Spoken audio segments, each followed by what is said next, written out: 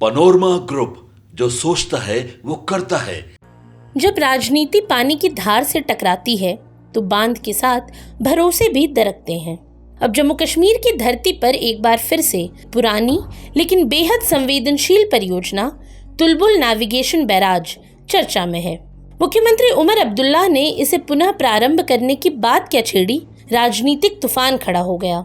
इस परियोजना का पुनर्जीवन केवल एक डैम का निर्माण नहीं, ये एक नए सिरे से भारत पाकिस्तान के रिश्तों, कश्मीर की आंतरिक राजनीति और देश की सुरक्षा नीति का महत्वपूर्ण मोड़ बनता जा रहा है। तो चलिए जानते हैं कि आखिर क्या है ये परियोजना और इससे भारत और पाकिस्तान में किसे और क्या फायदा होगा। दरअसल तुलबुल परियोजना एक तकनीकी संरचना होने के साथ ही कश्मीर के आर्थिक और रणनीतिक भविष्य का सपना है। ये परियोजना झेलम नदी पर वुलर झील के पास स्थित एक नेविगेशन लॉक कम कंट्रोल स्ट्रक्चर है, जिसे 1984 में शुरू किया गया था। इसका मुख्य उद्देश्य था झेलम नदी के जल प्रवाह को नियंत्रित करना, ताकि सर्दियों के दौरान जलमार्ग को चालू रखा जा सके।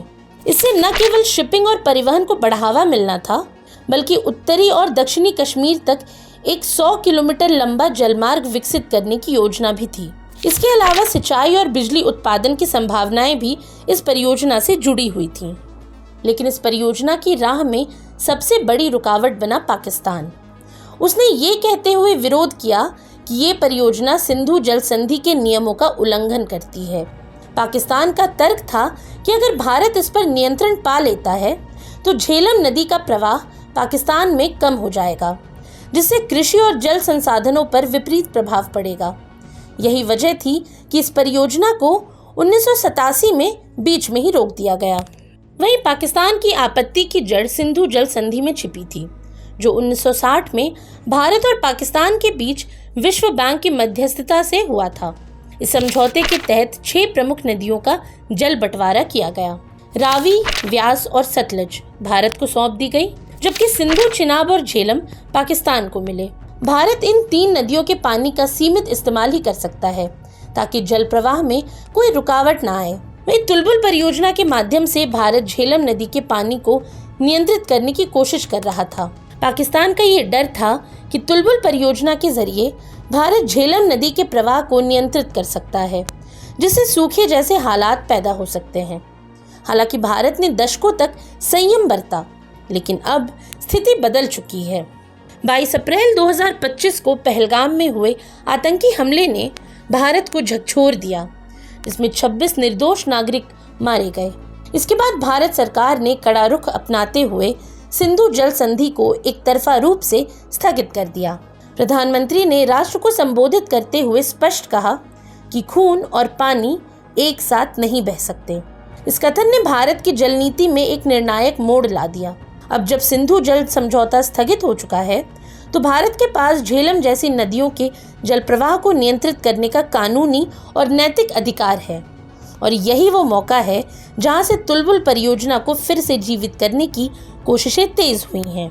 वहीं जब मुख्यमंत्री उमर अब्दुल्ला ने सोशल मीडिया पर तुलबुल परियोजना को फिर से शुरू करने की बात कही, तो उन्होंने इसे जम्मू कश्मीर के विकास और किसानों की भलाई के लिए जरूरी बताया। लेकिन सियासत कहाँ चुप बैठती। विरोधी दल पीडीपी की नेता महबूबा मुफ्ती ने इस पर तीखी प्रतिक्रिया दी। उन्होंने आरोप लगाया कि उमर अब्दुल्ला लोगों की भावनाओं को भड़काकर अपनी राजनीति चमकाना चाहते हैं, और ये सब ऐसे समय में हो रहा है जब भारत पाकिस्तान युद्ध के कगार से लौटे हैं। ऐसे में अगर ये परियोजना फिर से शुरू होती है तो इसका सबसे बड़ा फायदा जम्मू कश्मीर के लोगों को होगा। एक ओर जहां इससे जल परिवहन को गति मिलेगी, वहीं दूसरी ओर सिंचाई और बिजली उत्पादन में भी कश्मीर आत्मनिर्भर बन सकेगा। इसके अलावा भारत को कूटनीतिक तौर पर भी मजबूती मिलेगी, क्योंकि वो ये संदेश दे पाएगा कि यदि पाकिस्तान आतंकवाद पर लगाम नहीं लगाता है तो भारत भी जल संधि के पुराने नियमों को ढोने के लिए बाध्य नहीं रहेगा। अब गौरतलब है कि तुलबुल परियोजना एक तकनीकी ढांचे से कहीं बढ़कर अब एक राजनीतिक और रणनीतिक प्रतीक बन चुकी है। ये महज एक बांध होने के साथ ही भारत की जल राजनीति का हथियार भी बन सकती है। ऐसे में पाकिस्तान को ये डर सता रहा है कि अगर भारत इस परियोजना को फिर से जीवित करता है तो उसकी जल निर्भरता पर गंभीर संकट पड़ सकता है। वहीं भारत के लिए ये परियोजना न सिर्फ कश्मीर को विकास की मुख्य धारा से जोड़ने का जरिया बन सकती है, बल्कि पाकिस्तान को ये संदेश भी दे सकती है कि अब आतंक और समझौते साथ साथ नहीं चल सकते।